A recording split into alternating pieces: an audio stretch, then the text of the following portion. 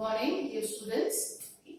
Once again, welcome back. So today's class is going to be a new chapter, a new topic, that is Directive Principles of State Policy. Okay. In the previous class, I've already completed fundamental rights, where I mentioned that there are 6 fundamental rights. Okay, and you need to do a detailed study. Understood? Detailed study means for example, there are 6 fundamental rights. Okay, so for 6 fundamental rights, you need to do a detailed study. For example, every fundamental right has got certain articles. Okay, and every article has got its own explanation. Okay, so therefore here in this particular chapter especially, Directive Principles of State Policy, here what you need to study is the meaning, okay, the classification of directive principles and implementation of directive principles. Okay, now first and foremost I'll start with what is the meaning. Okay, now here directive principles, they are simple, they are just basic guidelines. Okay, or you can say instructions which are meant for the government to be followed. For example, Constitution, it's a set of rules and regulations which are meant for the entire country to be followed. Okay, similarly here, Directive Principles of State Policy, they are guidelines, or you can say they are instructions which are meant for the government to be followed, because the government, as you all know, it's there to look after the entire country. Okay, now whenever the government administers, okay, or looks after the entire country, understood?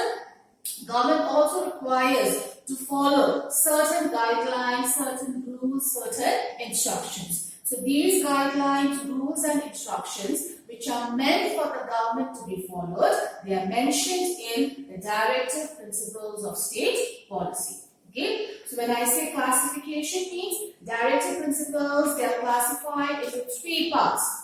Okay, that is your socialist principle, okay, your Gandhian principle and your liberal principle. Okay, now for each, like for example, under socialist principles, there are certain features. Okay, like for example, under Gandhian also there are different features. Under liberal also we have different features. Now in your book, okay, say for example your democratic and for your socialist principles, there are so many principles, so many features. You need not do all. Okay, any 5 to 6 will be more than enough.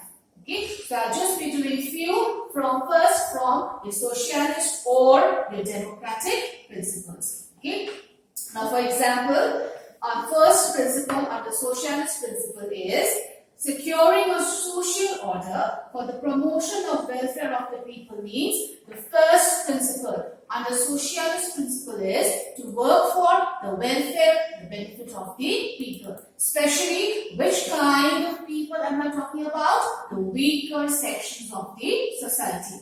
And when I say weaker section means the poorer sections of the society. Because as you all know, in a society we have different kinds of people. You all know?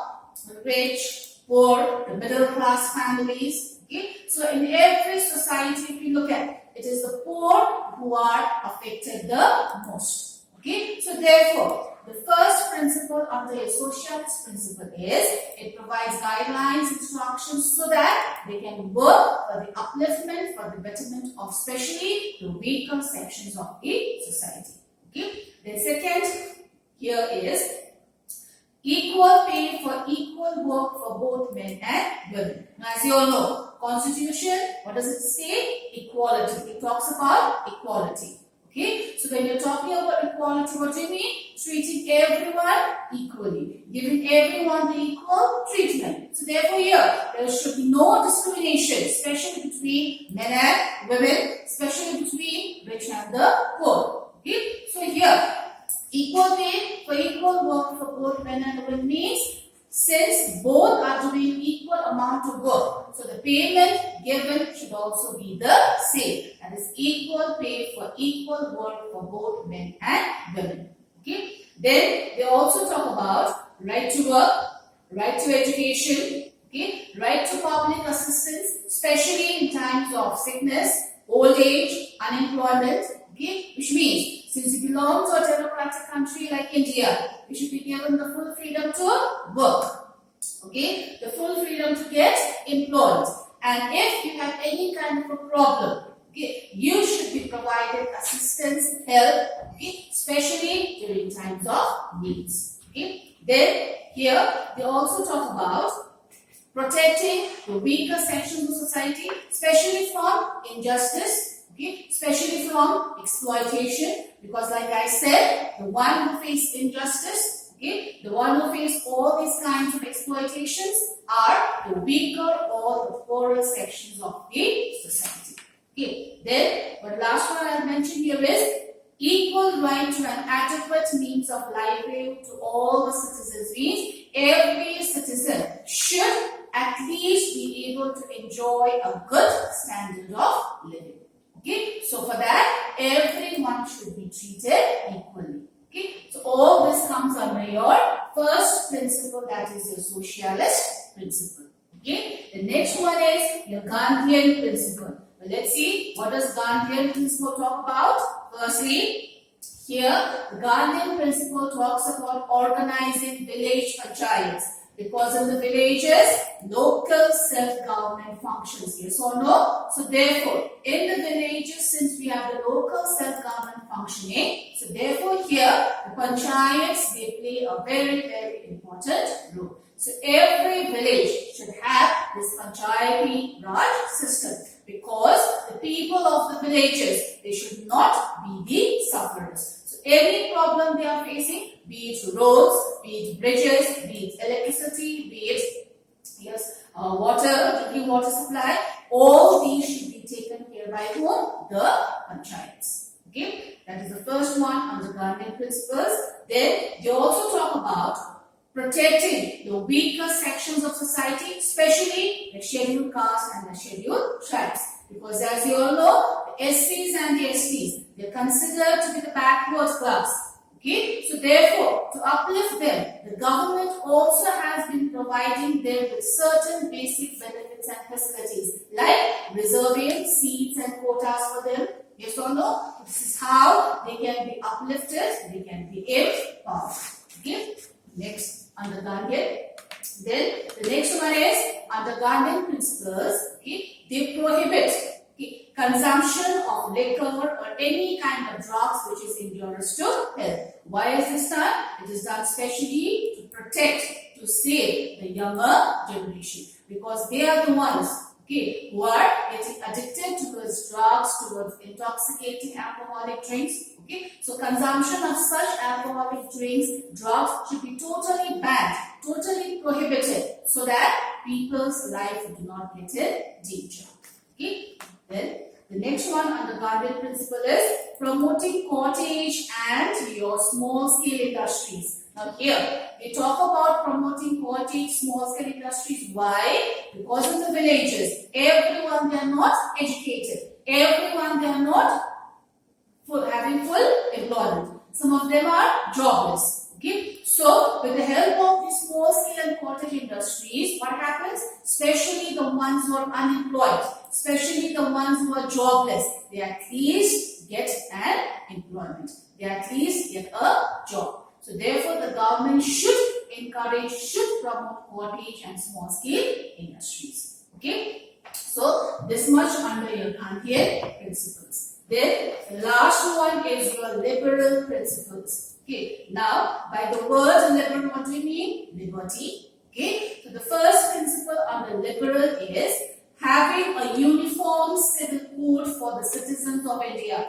Uniform civil code means same rules and regulations should be applicable to everyone, be it rich or poor, be it educated or uneducated. Everyone should be given equal rights. Hence, everyone should be following the same rules and regulations. Okay? Because we cannot have separate sets of rules and regulations for separate groups of people. Okay? Next one is providing free and compulsory education, especially for the children between the age of 6 to 14 years. So this is a scheme which has been introduced by the government itself, so that everyone gets at least basic or or minimum education. Okay. The next one is to protect monuments. Okay, your places of artistic and or a place which has a historical value of its own. Okay, so under liberal principle, this also has been mentioned that our monuments, okay, means places which have a historical value or historical importance of its own. Such places should be, for example, the Taj Mahal. Yes or no? It's a monument. Okay? It has a historical value and importance of its own. That is why people from all over the world just come to visit that place. So such places should be preserved. Such places should be protected. Okay? Then just one last one from liberal principle, that is protecting and improving the environment. Okay? So how can, first and foremost, we as individuals, how can we protect the environment? Firstly, by planting more and more trees. Yes or no? Secondly, by keeping our surrounding neat and clean. Okay. So as an individual also, we also can protect our environment. Okay. We can safeguard the forest. Okay. By planting trees. Okay. By stopping deforestation. Okay. By keeping the environment clean. Okay. This is how we can clean, we can save our environment. Okay, so these are the three principles, or you can say the three classifications of directive principles of state policy. And as I said, each principle has got certain features.